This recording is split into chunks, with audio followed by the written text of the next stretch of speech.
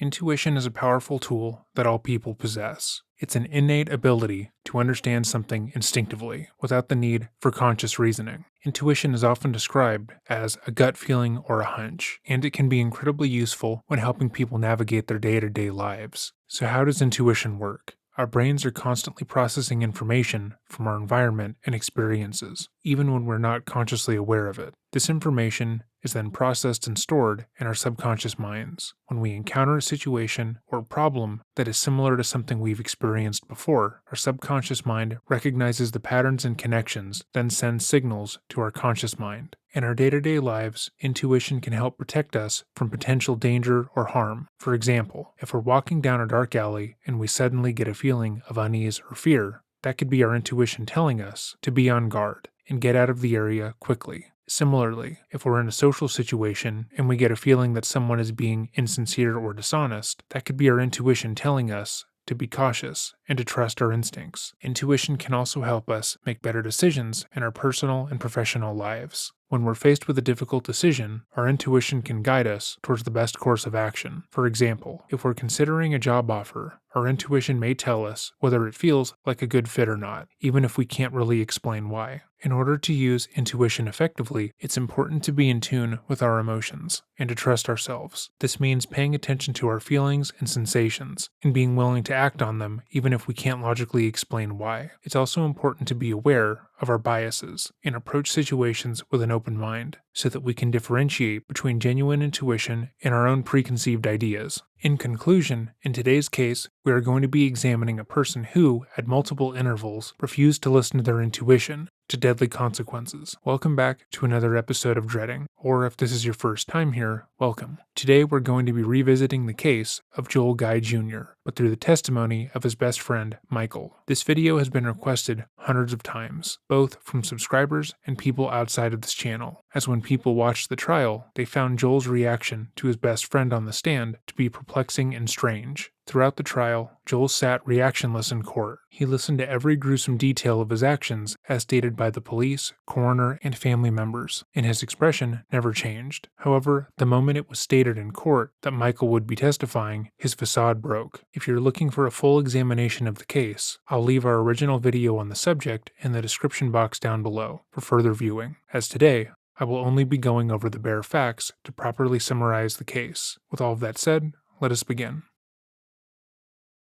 Joel Guy Jr. was born March 13, 1988, to parents Lisa and Joel Guy Sr. The Guy family was well taken care of, with Guy Sr. working as a civil engineer in Tennessee. Joel was the youngest in the family, being the only child that the couple had together, but he had 3 half-sisters. His half-sisters would note that he was reclusive and rarely left his room, choosing to isolate himself during almost every family event. Joel was incredibly hermit-like, but when he would interact with the family, he was also incredibly off-putting. From the sisters' testimony, along with the testimony of others who were forced to engage with the recluse, Joel believed himself to be better than most of the people he spent time around. He often spoke down to others, as if he were intellectually superior to them, and as if talking to them would be a colossal waste of time. Joel was extremely unlikable and seemed completely unaware of that fact. Joel was academically intelligent, although he had poor social and communication skills. He had graduated from the Louisiana School for Science and Arts in 2006, where he met and became friends with Michael McCracken. Lisa and Joel Sr. believed that their son was odd and a bit reclusive, but they also believed he was a genius who would later overcome all of his social issues and make something of himself. He could be spiteful and cruel, and often blanched during social interactions, but they truly felt that he was so intelligent, whatever career path he decided to go down, he would be wildly successful.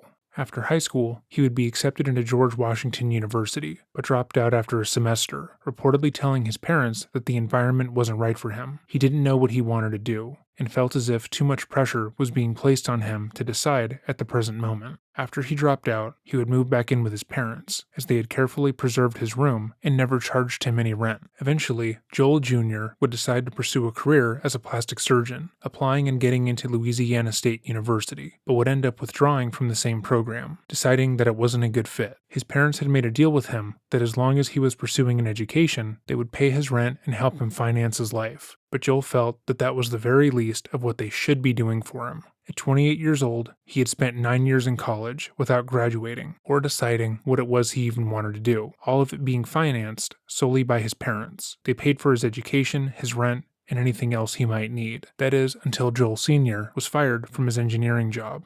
With the couple's main source of income completely cut off, the 61-year-old decided that it was high time that they focus on the next step in their lives, retirement. They had long discussions about what it was they wanted to do, where they wanted to go, and who they wanted to spend their golden years of their life around. In those discussions, they determined that they would move back to Kingsport, Tennessee. They also decided that it was high time to stop financing Joel's life. Joel's lack of drive had disappointed the parents immensely, but Lisa hoped, beyond reason, that cutting her son off and telling him no for the first time in his life would inspire him to make some changes. She wanted him to be better, and forcing him to be responsible for himself at the ripe age of 28 seemed like a no-brainer. The pair told their son that within the next month, they would be cutting him off completely. They implored him to get a job, use the vast wealth of knowledge he had acquired by going to college for almost a decade to get some well-paying profession. And, at the time, Joel seemed to respond well to the information. However, from the moment they informed their only son that he was going to be responsible for himself, he began to plan their murder.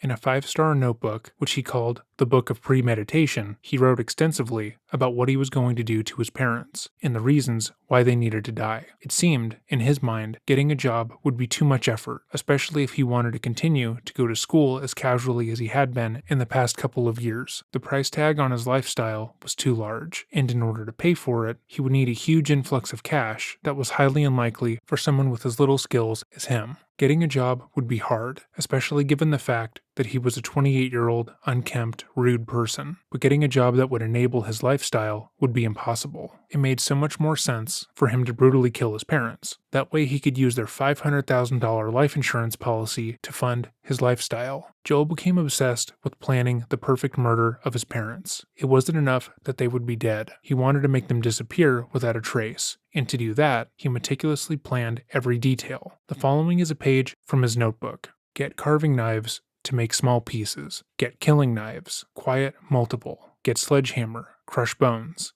Bring blender and food grinder. Grind meat. Get bleach. Denature proteins. Get plastic bin for denaturation process. Does not matter where they're killed. Just get rid of bloody spots to prevent evidence of time of death, not the mattress or couches. Get rid of bodies inside of house. They're in my DNA already there. Open up doggy door to provide entryway. Then that is crossed out and replaced with, he needs to be blamed, not intruder. Flush chunks down the toilet, not the garbage disposal. Get plastic sheeting for disposal process. Get hollow point bullets just in case. Is written, then crossed out, with Joel then writing, will be seen buying bullets. Just use computer room gun. Check to make sure there are bullets. Last resort. He's not alive to claim her half of the insurance money. All mine, $500,000. Flood the house, cover up forensic evidence. Turn heater up as high as it goes. Speeds decomposition. Bleach reacts to luminol just like blood. Douse area with bleach. Big sprayer. Lie. Trash compactor. Body gives time of death. Alibi.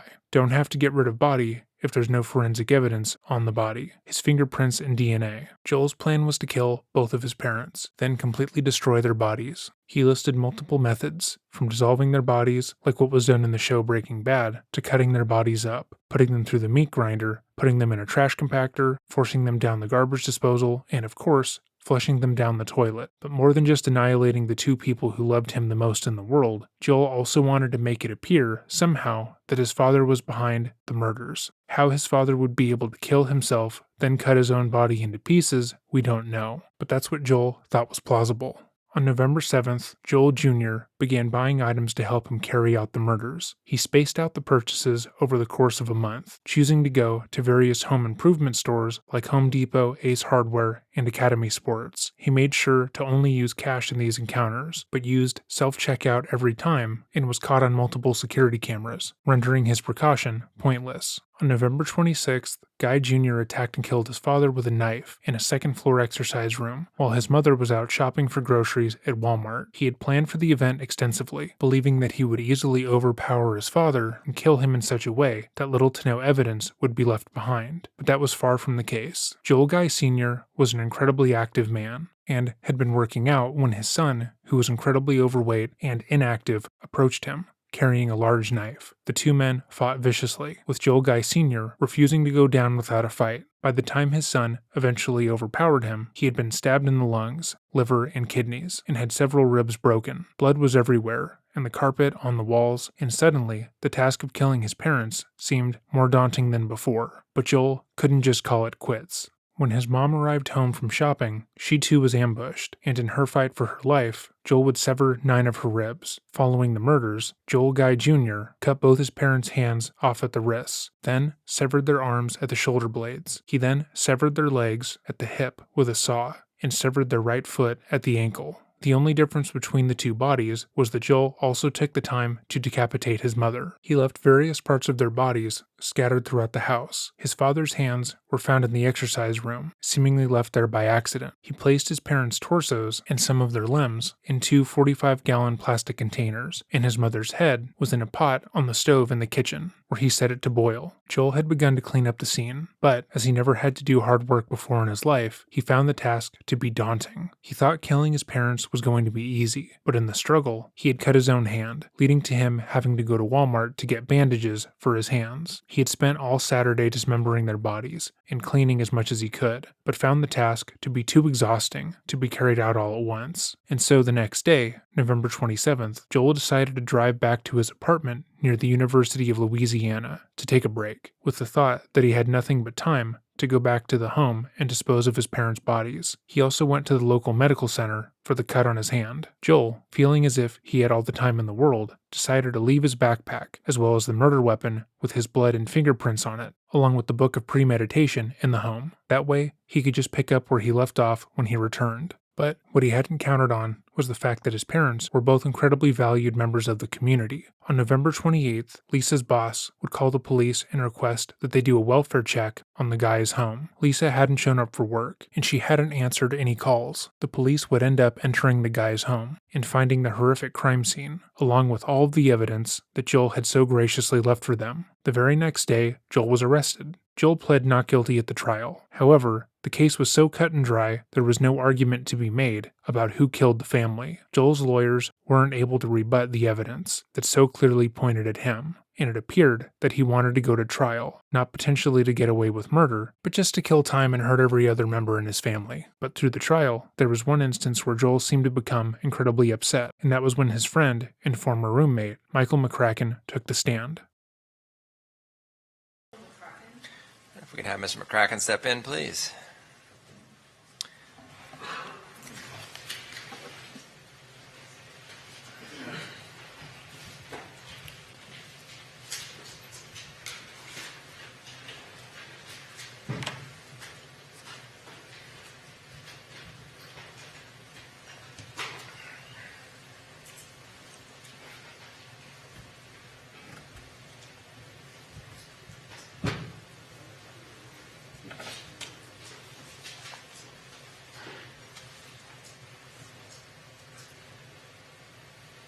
So if you'd please come forward up to the witness stand.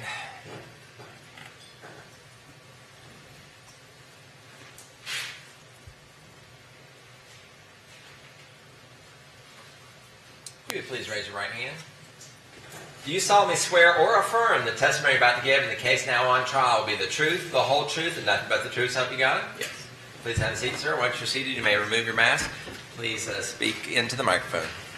Before he even begins to testify, he has Joel's undivided attention. Throughout the trial, Joel was incredibly uncaring and stoic about what was going on. He stared blankly ahead and didn't acknowledge what was being said, likely because he didn't care about the person saying it. But when Michael walks into the room, Joel physically turns around and focuses on him. This is likely because Michael is the only person that Joel actually respects in this environment. Throughout Joel's life, he's felt like the people around him were inferior to him, too stupid to understand his amazing intellect, and that's why people simply don't like him. He believes it has nothing to do with his own personal behavior or how pompous he acts, and for whatever reason, he felt as if Michael was the same. Somehow, in their shared history, Michael aligned himself with Joel, and Joel feels like they have enough in common to warrant showing him some degree of respect. State your name for the record, please. Michael McCracken. Mr. McCracken, where do you live? North Bethesda, Maryland. And did you at one time live in Baton Rouge, Louisiana? Yes. When did you live? Sorry, if you could speak up Oh, a little bit. Thank you. sorry. When did you live there? When I was in college, so 2006 through 2015. Did you know the defendant, Joel Michael Guy? Yes. How did you know him? We went to high school together and college together, and we were roommates off and on through that time. Michael appears to be a kindly, affable person. He doesn't have any issue expressing himself, and even in this stressful circumstance, appears nothing but nice. In his general demeanor, he couldn't be farther from Joel. All right. When were you in high school together? What year? 2004 through 2006. And after 2006, I take it you entered LSU, is that correct? Yes. And did Mr. Guy also enter LSU at that time? No. He went to George Washington University for, I think, a semester. Okay. And did he come back to Baton Rouge? Yes. When did he come back? I think at the end of the first semester. Would that be 2007? Yeah. Okay. And did he attend LSU? Yes. Now, I take it because you were roommates for some period of time, you knew him, and you know his voice, Yes. and you could recognize his voice on a telephone call. Is that correct? Yes. And did you receive a telephone call from him on or about December the 10th of 2016? Yes. And where were you living at that time? Where I live now, in North Bethesda. All right. And have you had an opportunity to review that telephone call? Yes. And is that your voice on the call? Yes. And is it his voice on the call? Yes. While the prosecution talks to the judge, we see a number of interesting reactions from Joel, which again are incredibly odd for him. He looks around, then at Michael. After looking at his friend, he swallows and sighs deeply, which can be seen as a self-soothing reaction. He bites his lips and appears to be breathing harder, and it would seem that he's on the brink of tears. Again, when hearing the medical examiner talk about the lengths he went to destroy his parents' bodies, he didn't have this kind of reaction. So what's happening here? Michael was someone who Joel chose to spend time with, and the only person he chose to be around. Well, yes, Joel lived with his parents for a significant period of time and spent time with his family. He never chose to do that. He didn't want to be around them. He felt obligated. It was completely different with Michael. He was viewed as a trusted ally of sorts, and seeing him there, in this capacity, testifying against him, is deeply emotional for Joel.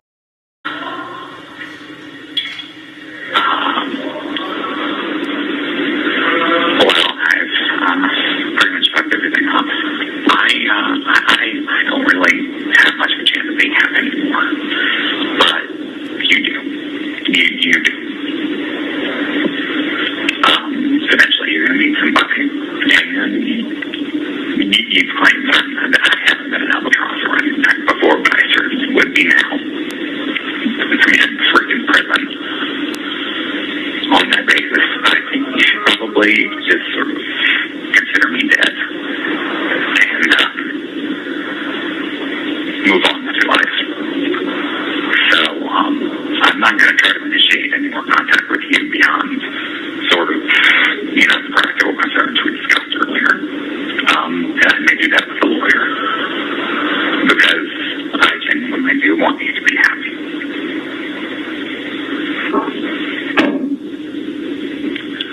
And that's pretty much the end of my outburst. So there you go. I've looked for an accurate transcript as to what is being said here, and the closest I have found is that Joel is telling Michael that he is being realistic so Michael can be happy without him. This phrasing has struck a lot of people as odd because it's incredibly intimate. In comments surrounding this case, people have come to the conclusion that Joel and Michael were in a romantic relationship, which is definitely possible. However, there is still another explanation. Joel has gone through life believing that nearly everyone he's come into contact with is beneath him. His parents, his siblings, everyone was a chore to be around and made his life worse, except for Michael. While there may or may not be a romantic attraction here, he has viewed Michael as his only contemporary, and the only one intelligent enough to keep up with him. In his statement alone, He greatly overestimates his importance in Michael's life, especially given testimony that will be given later on. He's telling Michael that he wants to make sure that he has the capacity to be happy without him, which infers that he believes he is the only person in Michael's life who can make him happy. That alone is an absurd statement, given Michael had lived happily without Joel for years and didn't isolate himself the way that Joel did. Joel has plenty of narcissistic traits and was clearly delusional in his self-concept. If I had to label him as anything from his actions alone, I'd say that he's an insecure narcissist. And it's likely his statement in this call is an example of that. He truly believes that if he is in someone's life, he is the best thing they have going for them. He thinks that he is the only person in Michael's life that makes it worthwhile. And this is him, narcissistically expressing concern that Michael will never be happy again because of him. But let's continue. Okay. I don't know what to say. I mean, I don't know that there is anything to say. I'm in here, I'm in it. Tell me I'm a fucking idiot. Tell me, why did I do this? Blah, blah, blah. How could you, I mean, just have stream of consciousness about anything and everything related or not, anything I just said. I just did word vomit at you just now, so, I mean, word vomit at something real.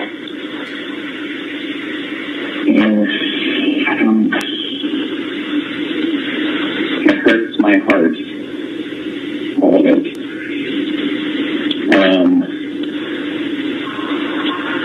I mean, you've been my best friend for my entire adult life. I don't know that that would ever have changed regardless of what you did. It wasn't news. 1 minute remaining. Oh shit. Can you write more time? I mean, I'm not fully surprised. I don't know. Michael's response is completely placid, especially given the circumstances, with how Joel has framed their relationship, declaring that he will no longer be the albatross around Michael's neck, and that he wants him to go on, be happy with someone. You would expect some emotional response from him, but there's none. All Michael says is that the circumstances hurt his heart, which is relatively normal, considering what the call is about, and that he isn't surprised. This aligns well with the idea that Joel highly overemphasizes the importance he has in other people's lives. Despite the fact that he is at best a leech who uses other people to fund his own incompetence, he believes in his soul that he is the best person that they could ever know. But Michael going so far as to say that he isn't surprised with the state of events is notable. Joel committed one of the worst crimes imaginable, but not only that, he managed to mess up every portion of it. Michael stating outright that that isn't surprising to him shows how unintelligent, lazy, and incompetent Michael believes that his friend is. I don't know what to say. All of that aside, I am angry and lost and confused and disappointed and upset and mourning you like your day, even though I'm talking to you on the phone and I don't. It's taking everything I have to process and maintain my sanity. I mean, that is the biggest thing here, is that I think of you all the time. You were the only good thing in my life. All the crap in the apartment. You're the only thing I'll miss.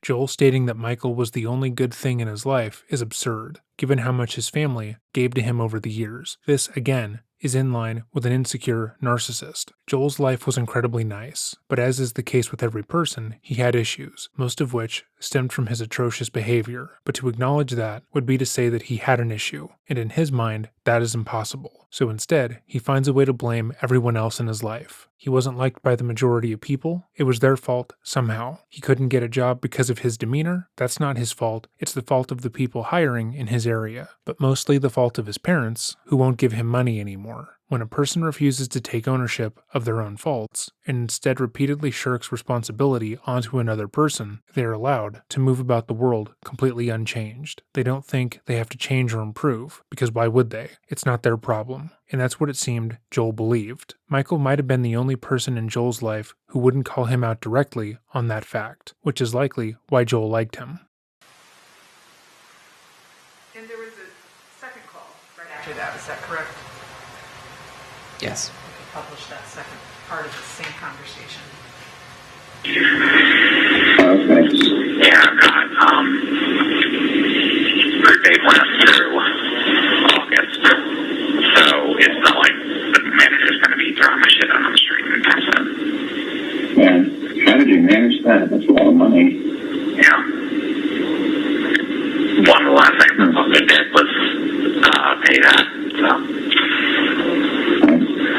Put yourself in Michael's shoes. His best friend for over a decade and former roommate killed his parents in horrific fashion. And in a phone call with him, you ask him a fairly benign question about how he managed to come up with half his rent despite not having a job and being in jail. And he says, without the slightest bit of irony, that the mother that he killed for profit paid the rent. And that was one of the last things she did before she died. You would expect some kind of shock, some kind of horrified reaction to that. But as stated earlier, Michael is incredibly placid. He just says, okay, as if the implications of that statement aren't morbid. This falls in line with what I was saying earlier. I'm not sure I heard. Where do you work? What do you do? I do vaccine research for the Army. And how long, where are you Yeah, employed? sorry, we weren't able to hear that. Can you answer that? Speak Sorry. up a little. I do vaccine research for the Army. And where are you employed? City or place? Place, the entity. Walter Reed Army Institute of Research. And how long have you been there? Since 2015, And what is your educational background? What degree do you hold? PhD. In, Veterinary and biomedical sciences. let me back up a little bit. You said you first met Joel when you were in high school, is that right? Correct. And you both were attending a boarding school, is that right? Correct. What was the name of that school? Louisiana School for Math, Science, and the Arts. And it was for exceptional students, right? Correct. All right. And that was somewhere around 2005, 2006, do I have that right? Correct. And so you have known, and you left, you moved away from Baton Rouge to Maryland in 2015? 15. Okay. So, Sure. so you knew him for a total of about 10 years or so. Yes. And for a period of time when you were in high school, you were his roommate. Yes. And then you got back together. You graduated, let me see, you went to Baton Rouge a year before he did. Is that correct? I think it was only one semester, but I couldn't Okay. be sure. And that was the semester he went to GW, is it? Yes. Okay. And then after that semester, he moved back to the same apartment complex you were Yes. in Baton Rouge. And you, shortly after that, your roommate left and went to Greece, I believe. Yes. And the two of you, you and Joel, moved in together. Yes. So probably, is it fair to say that maybe for at least half of that 10 years, you've been his roommate? Sure. You know him pretty well. Yeah. I think you described him as your best friend during that period of time. Yes. All right.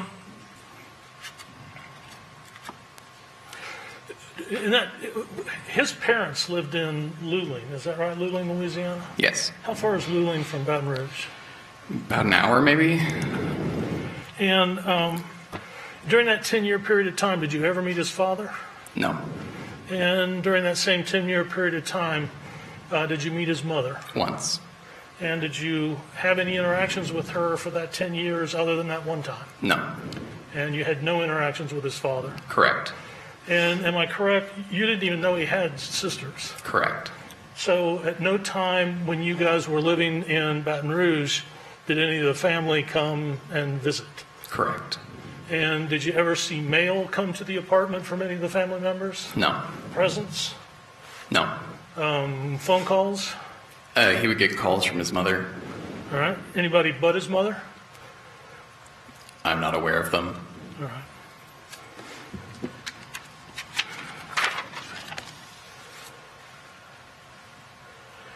You described Joel as being socially awkward. Is that accurate? Yes. And as I think you've described him as he got older after high school, he became more and more isolated and withdrawn. Yes. And he would go into his room at time for days. Is that right? Yes. And he would kind of escape on his computer. Is that right? Yes. And I think you said that he spent an awful lot of time on the internet and YouTube and that sort of thing. Yes. And you said, I believe you've stated that there were weeks where you would just barely see him at all. Right. And did you know him to have any friends? When we were in high school and early college. And did you see in the later years, at least the last 3 or 4 years that you were together in Baton Rouge, did you see that tail off? Yes. By the time you left Baton Rouge, would you say that he had any friends at all? No. So was he socially interacting with anyone but you? No.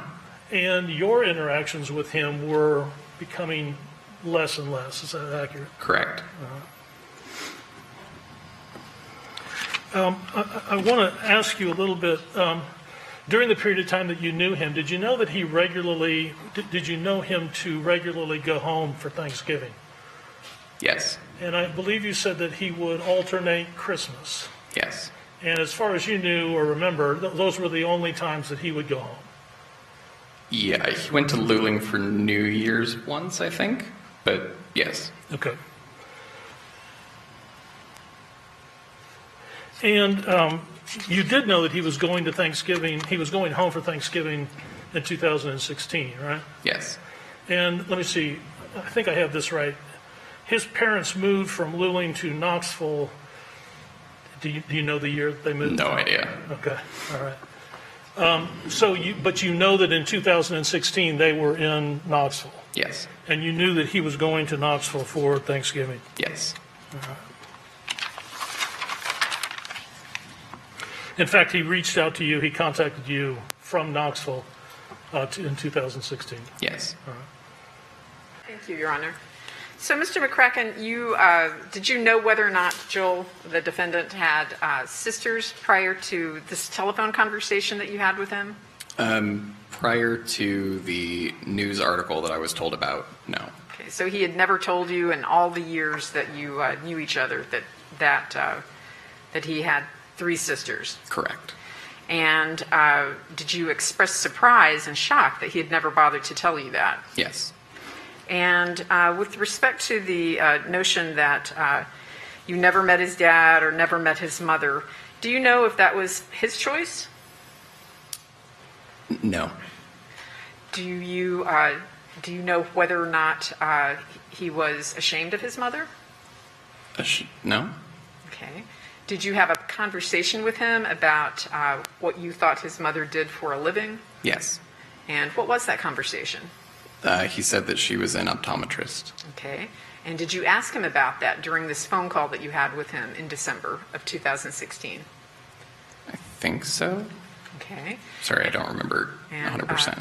Did you learn that from your review of news reports that she was not, in fact, an optometrist? Yes. And you discussed that with him on this phone call, didn't you? Probably yes. Okay. And you didn't ask him why he told you that when that wasn't really what she did for a living? I honestly don't remember, Okay. but I would not be surprised if I asked that. Okay. And you don't remember his response? No. Okay. Now, do you know whether or not his mother, you say that she called him, you know that he corresponded with his mom, is that right? Yes. And do you know whether or not she provided him support? Yes. And did she provide him with support? Yes. Did you ever know Mr. Guy to have a job during the time that you knew him? Not a paid one. Okay. Isn't it true that the only time you knew him to work was when he had sort of a little internship? Is that what Yes. okay. Sort of a part-time thing? It was a summer research program. Okay. So his parents, his mother at least, provided him, she was his sole means of support. Yes. Okay. So he had an apartment and a car. Yep. and she was paying his utilities Yes. and all of his bills. Yes. Okay. And this notion that he was isolated and withdrawn, is it your understanding that that was something that he didn't want, or was that of his choosing? I would say the latter.